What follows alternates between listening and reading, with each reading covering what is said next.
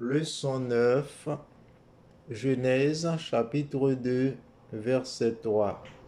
Dieu bénit le septième jour et il le sanctifia, parce qu'en ce jour il se reposa de toute son œuvre qu'il avait créée en la faisant. Aujourd'hui, c'est vendredi 27 août. Réflexion avancée. Dieu a donné aux hommes un mémorial de sa puissance créatrice afin qu'ils puissent le discerner dans ses œuvres. Le sabbat nous invite à contempler la gloire de Dieu dans sa création.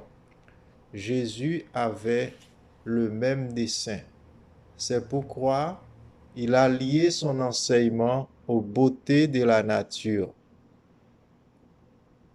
Pendant les heures sacrées, le jour du sabbat, nous devrions tout spécialement méditer le message que Dieu a écrit pour nous dans le livre de la nature et étudier les paraboles dans un cadre semblable à celui où Jésus se trouvait lorsqu'il les a prononcées, dans le champ et les jardins, sous la voûte du ciel, au milieu des prés et des fleurs. Donc voilà, la création et le sabbat, Dieu nous enseigne à travailler et il nous enseigne à se reposer.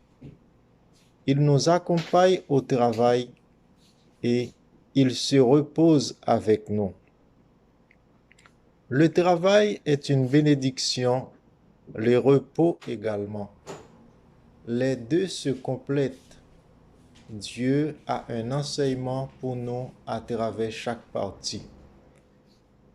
Nous devons travailler comme il a travaillé et reposer comme il a reposé. C'est lui notre modèle. Nous sommes le modèle de nos enfants, conscients ou inconscients.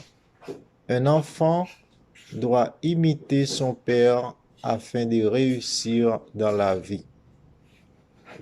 Jésus nous a dit, le sabbat a été fait pour l'homme comme un souvenir de son origine. Celui qui oublie son origine oubliera également sa destination. Celui qui oublie son point de départ oubliera également son point d'arrivée.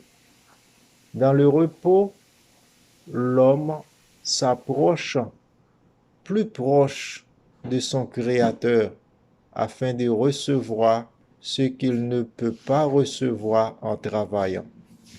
Le repos, la paix, la force de l'âme, une portion essentielle à l'esprit pour soutenir l'union de l'humanité avec la divinité.